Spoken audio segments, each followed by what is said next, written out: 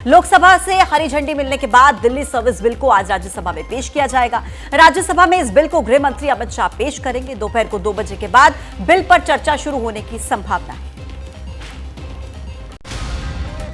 दिल्ली में अधिकारियों के ट्रांसफर और पोस्टिंग से जुड़ा national capital territory of Delhi amendment bill 2023 आज राज्यसभा में पेश होने वाला है। संसद के उच्च सदन में विपक्षी गठबंधन इंडिया की परीक्षा होने वाली है। दिल्ली सर्विस बिल को लेकर आम आदमी पार्टी और कांग्रेस ने अपने राज्यसभा सदस्यों को व्हिप जारी किया है और सदन में उपस्थित रहने के लिए कहा गया है। अरविंद केजरीवाल लंबे समय से अलग अलग राज्यों में जाकर विभिन्न पार्टियों से इस बिल के खिलाफ समर्थन जुटाने की कोशिश में लगे हुए थे।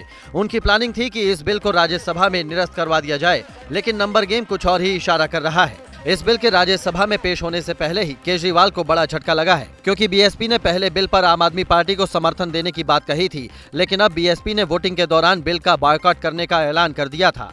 दूसरी तरफ ओडिशा की सत्ताधारी बीजेडी और टीडीपी ने इस बिल पर केंद्र सरकार का समर्थन करने का ऐलान किया है। इससे पहले वाईएसआर भी केंद्र को समर्थन देने की बात कह चुकी है। ऐसे में सरकार के लिए बिल को राज्यसभा में पास कराने का रास्ता आसान हो गया है। और चलिए आगे बढ़ेंगे। सरकार के खिलाफ अविश्वास प्रस्ताव और राज्यसभा में दिल्ली सर्विस बिल पर होने वाली चर्चा के बीच संसद में मॉनसून सत्र का आखिरी सप्ताह से शुरू हो रहा है और इसी बीच चर्चा ये है कि क्या मॉनसून सत्र खत्म होने से पहले राहुल गांधी की संसद में वापसी हो जाएगी।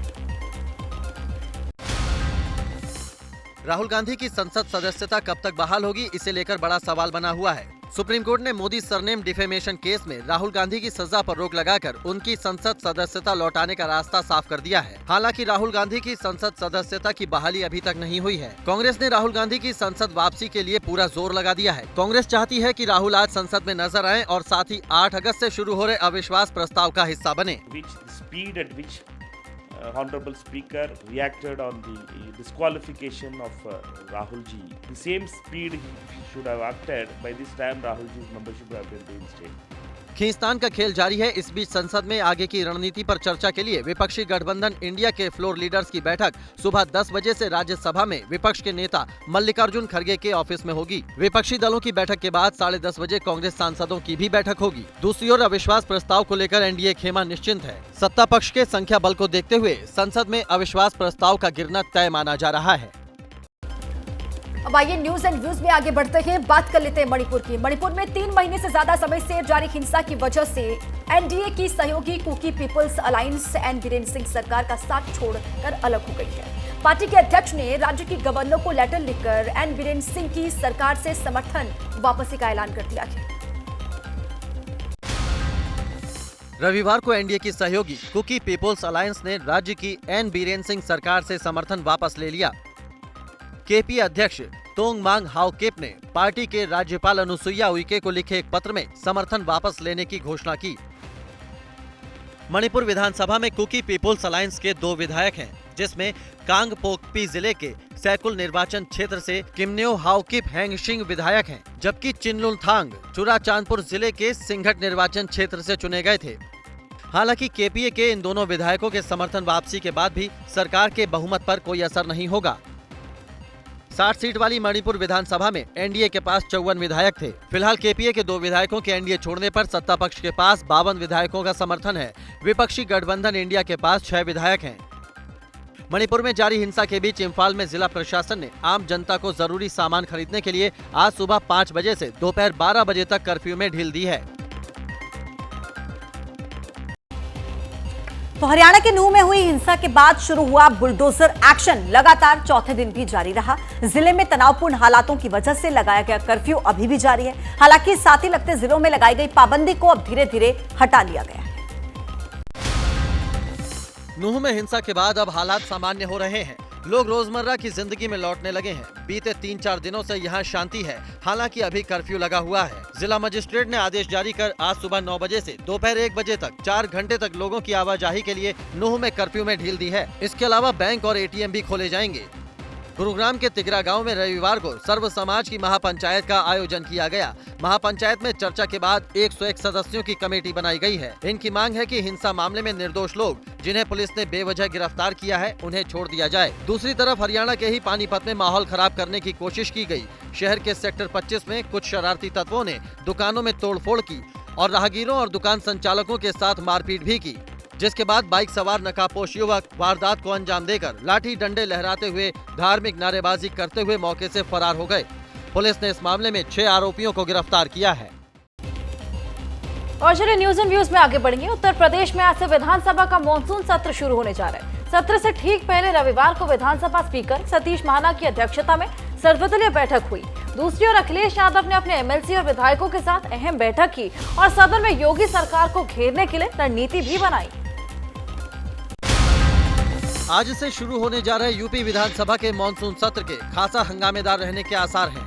एक तरफ विपक्ष सरकार को सदन में घेरने की तैयारी में है, तो सत्ता पक्ष सरकार की उपलब्धियों के साथ सदन में हर सवाल का जवाब देने को तैयार है। यूपी सरकार के लिए ये सत्र कई मायनों में काफी अहम है, क्योंकि राज्य के कई जिले सूखे की चपेट में हैं, तो कुछ जिलों में बाढ़ जैसे हालात भी देखने को मिले हैं। ऐसे में विपक्ष सदन में किसानों से जुड़े मुद्दे को पुरजोर तरीके से उठा सकता है। सूखा और जो बाढ़ ग्रस्त से जो प्रभावित लोग हैं उस पर चर्चा होगी। आज से शुरू हो रहे सत्र में विपक्ष सड़क पर घूमते आवारा पशुओं और महंगाई, खासकर टमाटर के बढ़ते दामों पर सवाल उठाने की तैयारी में है। विपक्ष राज्य में बिजली कटौती का मुद्दा भी उठा सकता है। सदन में कानून व्यवस्था का मुद्दा भी गरमा सकता है। जिस तरीके से पूरा प्रदेश जंगल राज बन गया है, कानून राज की धज्जियां उड़ रही हैं, किसानों के साथ बड़े पैमाने पर अन्याय हो रहा है, इन ज्वलंत मुद्दों को लेकर उतरेगी। इसके अलावा विपक्ष मणिपुर में हिंसा का मुद्दा भी सदन में उठा सकता है।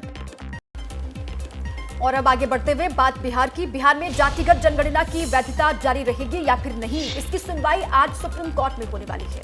हाईकोर्ट ने सर्वे को चुनौती देने वाली सभी याचिकाएं 1 अगस्त को खारिज कर दी थी। बिहार सरकार और महागठबंधन के लिए 7 अगस्त यानी आज का दिन काफी महत्वपूर्ण होने वाला है। जातिगत जनगणना को लेकर सुप्रीम कोर्ट की ओर से क्या फैसला दिया जाता है, ये बिहार सरकार और खासकर नीतीश कुमार के लिए बहुत अहम रहने वाला है। सुप्रीम कोर्ट में जस्टिस संजीव खन्ना की अध्यक्षता वाली बेंच इस मामले की सुनवाई करेगी। पटना हाईकोर्ट ने राज्य सरकार को जातिगत गणना कराने के आदेश दिए थे, लेकिन पटना हाईकोर्ट के सर्वे के आदेश को सुप्रीम कोर्ट में चुनौती दी गई है। सुप्रीम कोर्ट में लगाई गई याचिका में कहा गया है कि संवैधानिक प्रावधानों के मुताबिक केवल केंद्र सरकार को जनगणना का अधिकार है। हालांकि बिहार सरकार ने भी सुप्रीम कोर्ट में कैविएट अर्जी दाखिल कर रखी है। बिहार में सत्ता पक्ष की सहयोगी कांग्रेस ने जातिगत जनगणना पर भरोसा जताते हुए सर्वे कराने की मांग की है। पिछड़ों की जनगणना करा दीजिए, पता तो चल जाए कितने हैं पिछड़े। राहुल गांधी के ऊपर बयानबाजी कर रहे हैं, निर्लज्जता कर रहे हैं, लेकिन पिछड़ों की जनगणना के खिलाफ हैं। पिछड़ों की जनगणना कराइए, ये आपका नैतिक दायित्व भी है, कर्तव्य भी है। बिहार में एनडीए गठबंधन के पार्टनर और बिहार के पूर्व मुख्यमंत्री जीतन राम मांझी ने अब खुलकर नीतीश कुमार पर हमले शुरू कर दिए हैं। रविवार को जीतन राम मांझी ने नवादा में जनसभा की, जिसमें नीतीश कुमार पर खुद को रबर स्टैंप की तरह इस्तेमाल करने का आरोप लगाया। आज इन्होंने दिखला दिया है कि एनडीए में वापसी करने के साथ ही हिंदुस्तान आवाम मोर्चा के राष्ट्रीय अध्यक्ष और बिहार के पूर्व मुख्यमंत्री जीतन राम मांझी 2024 के लिए सक्रिय हो गए हैं। मांझी ने नवादा में जनसभा की, जिसमें उन्होंने एनडीए में शामिल करने के लिए भाजपा का आभार जताया और प्रधानमंत्री नरेंद्र मोदी की जमकर तारीफ की। सीधे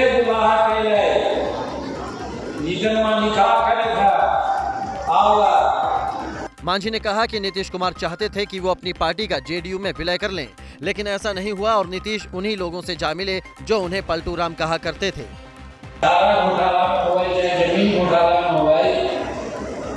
मुख्यमंत्री रहेगा ओकरे से गला जब मिला थी तब 123 की जगह पर हो गई थी 130 या 35। तब कहा जीतन राम मांझी ने बिहार में कानून व्यवस्था और शराबबंदी कानून पर भी सवाल उठाते हुए नीतीश कुमार को कटघरे में खड़ा किया। और चलिए अब बात करते हैं चंद्रयान की। भारत का चंद्रयान अपनी मंजिल की ओर तेजी से बढ़ता चला जा रहा है। 1900 किलोमीटर प्रति सेकंड की स्पीड से चांद की ऑर्बिट में घूम रहा है चंद्रयान। 23 अगस्त को लैंडिंग से पहले मून को अर्थ का हेलो भेजा है। चांद की ऑर्बिट में पहुंचने के एक दिन बाद ही चंद्रयान 3 ने अद्भुत तस्वीरें भेजी हैं। चंद्रयान 3 से ली गई तस्वीरों को इसरो ने शेयर किया है। सोशल मीडिया साइट पर 45 सेकंड के वीडियो को जारी करते हुए इसरो ने लिखा है, 5 अगस्त 2023 को चांद की कक्षा में जाते वक्त चंद्रयान 3 स्पेसक्राफ्ट से यूं दिखा चांद। इसरो के वीडियो में चंद्रमा की सतह पर नीले और हरे रंग के कई गड्ढे दिख रहे हैं। चंद्रयान 3 चंद्रमा की कक्षा में प्रवेश कर गया। ये एक बहुत ही महत्वपूर्ण क्षण था। 22 दिन के सफर के बाद चंद्रयान ने शनिवार शाम करीब 7:15 पर चंद्रमा की ऑर्बिट में एंटर किया था। तब मिशन की जानकारी देते हुए इसरो ने चंद्रयान के भेजे मैसेज की जानकारी भी साझा की थी और लिखा था, मैं चंद्रयान 3 हूँ, मुझे चांद की ग्रेविटी महसूस हो रही है। रविवार देर रात चंद्रयान 3 ने चांद में कामयाबी के साथ चांद का चक्कर काटते हुए अपनी ऑर्बिट बदली है। 23 अगस्त को चंद्रयान मिशन के सफल होने पर यूएसए, रूस और चीन के बाद हमारा देश चंद्रमा पर सॉफ्ट लैंडिंग करने वाला चौथा देश बन जाएगा। और आज देखिए सावन का 5वां सोमवार है और 5वें सोमवार को और साथ ही श्री काशी विश्वनाथ धाम में आने वाले श्रद्धालुओं की भीड़ को देखते हुए आज ज्ञानवापी में एएसआई सर्वे सुबह 10 बजे से शुरू होगी। ज्ञानवापी में लगातार 4 दिन से सर्वे चल रहा है और सर्वे में रोज नए सबूत सामने आ रहे हैं। ज्ञानवापी की 3D इमेजिंग, सैटेलाइट से मैपिंग यानी फ्रेमिंग स्कैनिंग की गई, जिसमें कई अहम सबूत मिले। सूत्रों की माने तो तहखाने के अंदर पथनुमा कई आकृतियां मिली हैं। खंडित मूर्तियां मिलने का दावा किया गया है। सूत्रों के मुताबिक मंदिर के टूटे हुए खंभों के अवशेष भी मिले हैं। एएसआई टीम को रडार तकनीक से देखने पर तहखाने के मिट्टी के ढेर के नीचे एक चबूतरा नुमा आकृति दिखाई दी। इसके अलावा पिंडी नुमा कुछ आकृतियां बड़ी संख्या में दिखने का दावा किया गया है। सूत्रों की माने तो तहखाने में खंडित मूर्तियों को इकट्ठा किया गया। हालांकि यूपी सरकार को आखिरी रिपोर्ट का इंतजार है। सर्वे करने वाले टीम है, वो सर्वे कर रहे हैं। हम लोग करीब हैं, बहुत ज्यादा करीब हैं, कोई दिक्कत नहीं कर रहे। हिंदू पक्ष के वकीलों के दावे के बाद अयोध्या में हनुमानगढ़ी के महंत राजू दास ने ऐसा दावा किया जिस पर विवाद होना तय है। काशी में मैं आपसे निवेदन कर रहा हूँ, आगे आइए।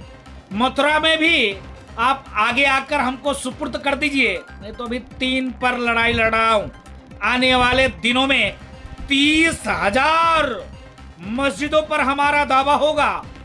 ज्ञानवापी परिसर में करीब 15 दिनों तक सर्वे होना है, जिसमें कई रहस्यों से पर्दा उठना बाकी है। पाकिस्तान में रविवार दोपहर बड़ा रेल हादसा हो गया, जहां रावलपिंडी जा रही हजारा एक्सप्रेस डीरेल हो गई। उसकी कई बोगियां पटरी से उतर गई, जिस वजह से 31 लोगों की मौत हो गई। 60 से ज्यादा लोग घायल भी बताए जा रहे हैं। पाकिस्तान में रविवार को दर्दनाक रेल हादसा हुआ, जब रावलपिंडी जा रही हजारा एक्सप्रेस की 10 बोगियां पटरी से उतर गईं, जिससे कम से कम 31 लोगों की मौत हो गई और करीब 80 लोग घायल हो गए। पाकिस्तानी मीडिया की रिपोर्ट के मुताबिक यह हादसा रविवार को शहजादपुर और नवाब शाह के बीच मौजूद सहारा रेलवे स्टेशन के पास हुआ। घायलों को नवाब शाह के पीपुल्स मेडिकल अस्पताल में भर्ती कराया गया है। ट्रेन के पटरी से उतरने की सही वजह अभी तक पता नहीं चल पाई है। हादसे के बाद आसपास के अस्पतालों में इमरजेंसी प्रोटोकॉल लागू कर दिया गया है। पाकिस्तान के रेलवे और उड्डयन मंत्री ख्वाजा साद रफीक ने नवाब शाह में ट्रेन हादसे के पीछे संभावित साजिश का शक जताया है। पाकिस्तान के प्रधानमंत्री ने हादसे पर दुख जताया है। बदकिस्मती से ट्रेन का हादसा हुआ है। हम सब अल्लाह ताला से दस्तमदुआ है कि अल्लाह ताला उनको जन्नतुल फिरदौस पे जगह अता फरमाए। फिलहाल पाकिस्तान में राहत और बचाव का काम जारी है।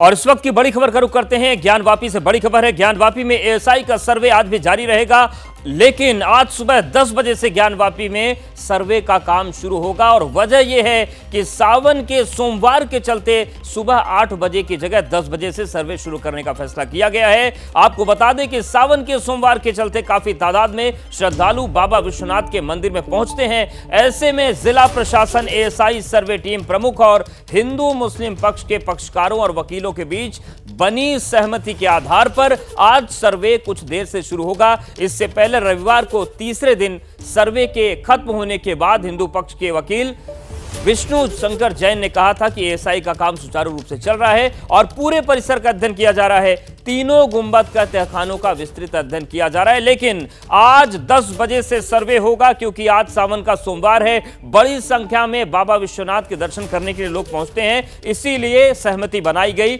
और 8 बजे के बजाय 10 बजे से सर्वे शुरू होगा। मैपिंग, माप और फोटोग्राफी का काम चल रहा है। जब तक कमीशन की रिपोर्ट नहीं आ जाती तब तीनों वकील और चारों वादी ये नहीं बता सकते कि सर्वे में क्या मिला है। लेकिन सर्वे के दौरान सभी मॉडर्न तकनीक का इस्तेमाल हो रहा है। कल गुंबद की मैपिंग की गई थी, इसके साथ ही साथ जो तकनीकी मशीनें हैं वो भी बढ़ाई गई हैं। हिंदू पक्ष का दावा है कि वो एएसआई के सर्वे से संतुष्ट हैं, क्योंकि हिंदू पक्ष ने जितने भी दावे किए थे ज्ञानवापी के हिंदू प्रतीकों को लेकर वो सब मिल रहे हैं, ऐसा वकील दावा कर रहे हैं। तो आज भी सर्वे की टीम पहुंचेगी, लेकिन आज वक्त होगा सुबह 10 बजे से, और यह फैसला जिला प्रशासन, सर्वे टीम और दोनों पक्षों के वकीलों ने मिलकर लिया है, क्योंकि आज बड़ी संख्या में काशी में श्रद्धालु दर्शन के लिए पहुंच रहे हैं।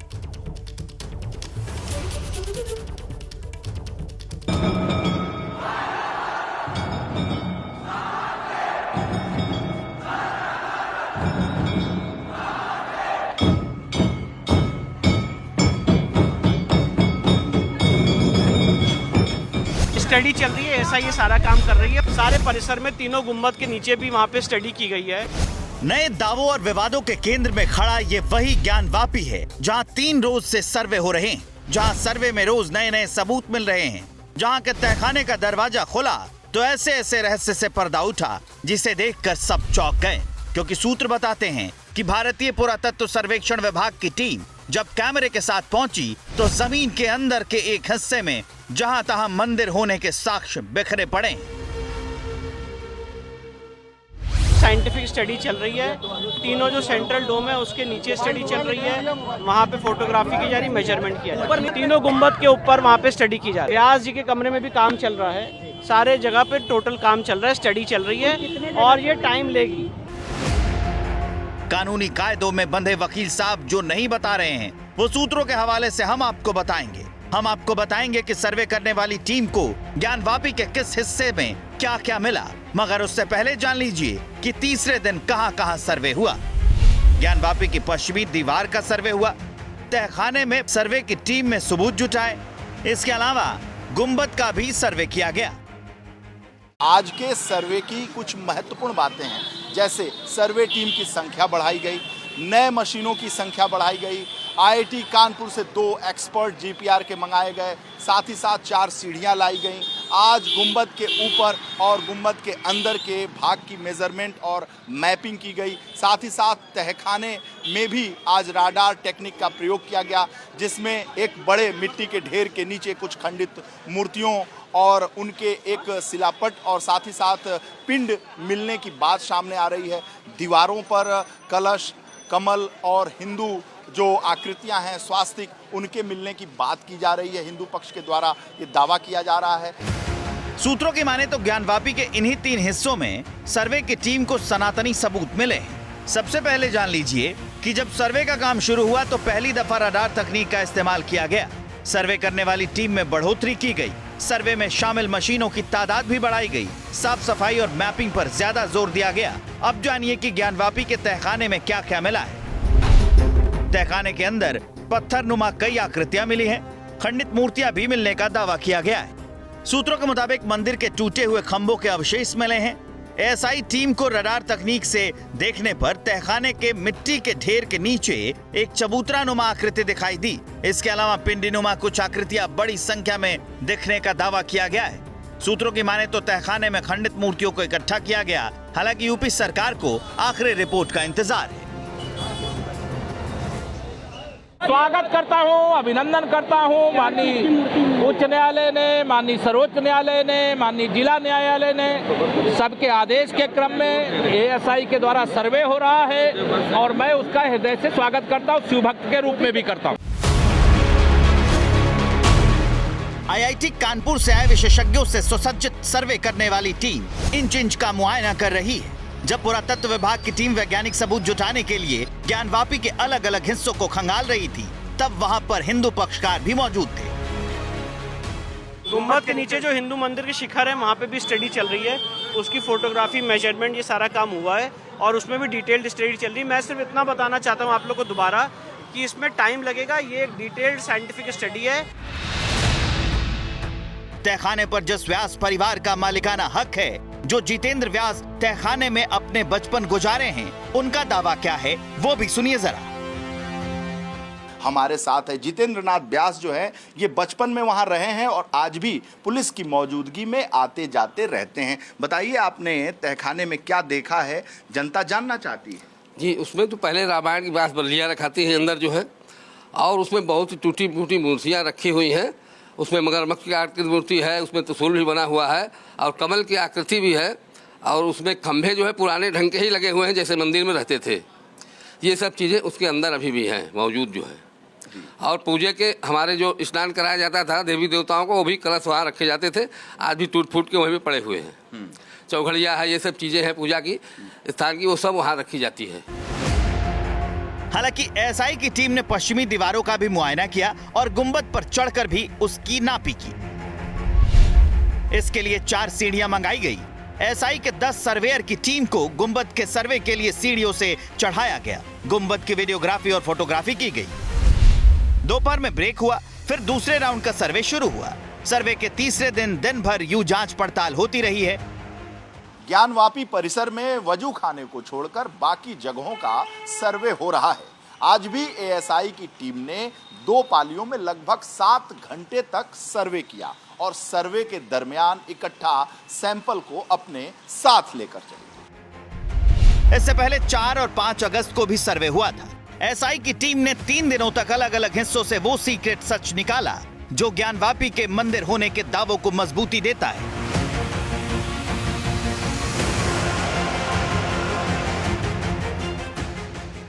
4 अगस्त को पहली बार ज्ञानवापी का सर्वे हुआ। एएसआई की टीम ज्ञानवापी परिसर में गई और जिन 16 अन्य लोगों को शामिल किया गया ज्ञानवापी परिसर में, उसमें 9 मुस्लिम पक्ष से और 7 हिंदू पक्ष से थे। 5 अगस्त को एएसआई की टीम फिर से सर्वे करने के लिए वहां पहुंची। दूसरे दिन 2 शिफ्ट में सर्वे किए गए और इस सर्वे टीम के साथ दोनों पक्षों के लोग मौजूद थे जब यह सर्वे किया जा रहा था। सर्वे के दूसरे दिन एएसआई की टीम ने काफी महत्वपूर्ण साक्ष्य इकट्ठा किए। ज्ञानवापी को 3D इमेजिंग, सैटेलाइट से मैपिंग यानी फ्रेमिंग स्कैनिंग की गई, जिसमें कई अहम सबूत मिले। सूत्रों की माने तो मूर्तियों के कुछ टुकड़े मिले हैं। ज्ञानवापी परिसर में एएसआई की ओर से किए गए सर्वे में मंदिर के अवशेष मिलने का दावा किया जा रहा है। साथ ही प्राचीन मंदिर के भग्नावशेष मिलने का भी दावा किया जा रहा है। सूत्रों के मुताबिक सर्वे की टीम को त्रिशूल, स्वास्तिक, घंटी, फूल जैसी आकृतियां भी मिली हैं। हालांकि अब तक जो भी साक्ष्य मिले हैं या मिलने का दावा किया गया है वो सारे सूत्रों के हवाले से हैं। रिपोर्ट अदालत में पेश की जाएगी, लेकिन अदालत के आदेश के बाद ही एएसआई की टीम अब तक सर्वे में पत्थर के टुकड़े, दीवार की प्राचीनता और नींव के सैंपल लिए हैं। दीवारों की कलाकृतियां, मिट्टी, अवशेष की प्राचीनता समेत अन्न के दाने का सैंपल भी इकट्ठा किया गया है। जब ज्ञानवापी में सनातनी सबूत मिलने की खबर आई, तब से साधु संतों का यकीन बढ़ गया है। मंदिर में जो होता है वो मस्जिद में नहीं होती, और मस्जिद में जो नहीं होता है वो है वहाँ पर। इसलिए वहाँ स्पष्ट है कि ज्ञानवापी मंदिर है, मस्जिद नहीं है। यह सर्वे से स्पष्ट हो गया है। ज्ञानवापी को जो भी मंदिर की नजर से देख रहे हैं, उनका आत्मविश्वास अति पर है। उन्हें अयोध्या की तरह काशी में भी बदलाव की उम्मीद सी दिखने लगी है। यही वजह है कि उत्तर प्रदेश के मुख्यमंत्री योगी आदित्यनाथ कह रहे हैं कि पुरखों की भूल को सुधारने का वक्त आ चुका है। अगर हम उसको मस्जिद कहेंगे तो फिर विवाद होगा। हमें ज्ञानवापी बोल देना चाहिए। मुझे लगता है कि भगवान ने जिसको दृष्टि दी है वो देखे ना। त्रिशूल मस्जिद के अंदर क्या कर रहा है? हमने तो नहीं रखे ना। वहाँ तो सुरक्षा है, ज्योतिर्लिंग हैं, देव प्रतिमाएं हैं, पूरी दीवारें चिल्ला चिल्ला के क्या कह रही हैं। और मुझे लगता है कि ये प्रस्ताव मुस्लिम समाज की तरफ से आना चाहिए कि साहब ऐतिहासिक गलती हुई है और उस गलती के लिए हम चाहते हैं समाधान। योगी आदित्यनाथ के इस बयान और ज्ञानवापी के सर्वे पर दूसरे पक्षों की प्रतिक्रिया हम आपको सुनाएंगे, मगर उससे पहले जान लीजिए कि ज्ञानवापी में पुरातत्व विभाग के सर्वेक्षण पर पहला आदेश जुलाई में आया था। हिंदू पक्ष और अंजुमन इंतजामिया मस्जिद कमेटी की दलीलों को सुनने के बाद वाराणसी जिला कोर्ट ने 21 जुलाई को एएसआई सर्वे का आदेश दिया था। जिला कोर्ट के फैसले को मानते हुए एएसआई ने 24 जुलाई को अपना सर्वे शुरू किया।